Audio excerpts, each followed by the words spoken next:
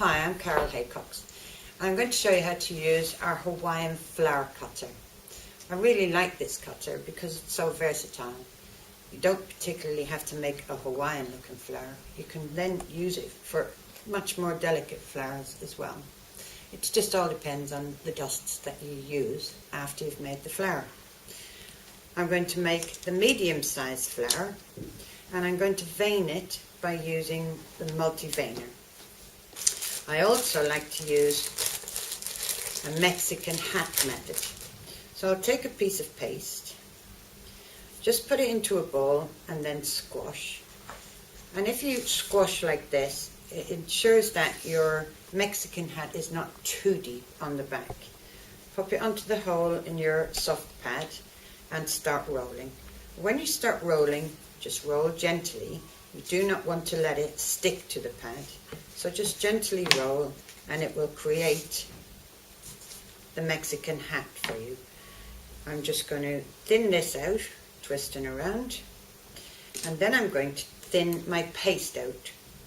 So use whatever method of a small rolling pin that you've got. So your tools come in quite handy for this, as you can see. Don't worry if you get some of the markings of your tools onto your piece of paste, because you're going to vein it and so on, and they will disappear.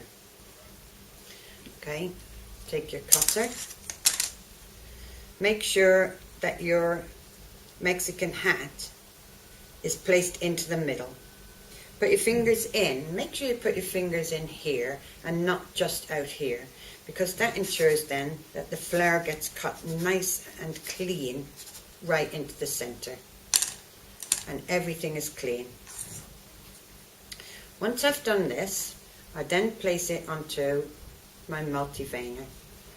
Place this over and vein your flower. When I remove this, right to the edges of the flower, especially if you use the larger cutter, don't quite get veined. So you just pop it back and just touch the very edges like so, and now the whole thing will be veined for you.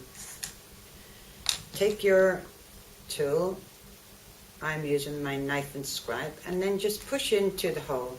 Don't push too far, and now you're going to push against your fingers and rock the tool so it opens up your flower like so. I'm going to pop it back onto my former pad, and I'm going to soften the edges of it, and that gives it some nice movement as well. A little piece around.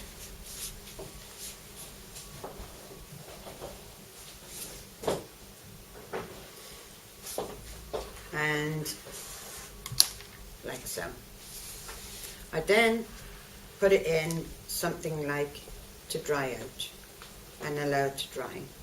And once it's dry, you can then take it, and it's ever so easy to just take your nice dark colours and start putting your dust on.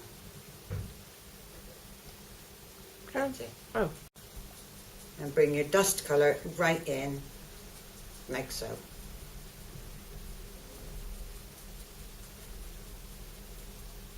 And you create a lovely, vibrant coloured flower.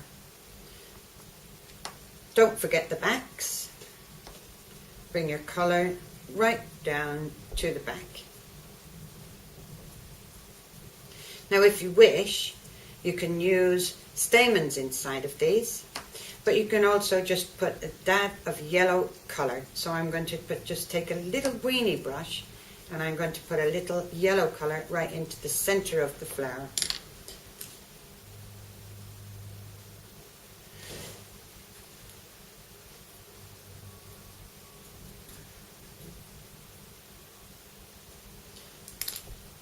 And there's no need for stamens if you don't wish to use them.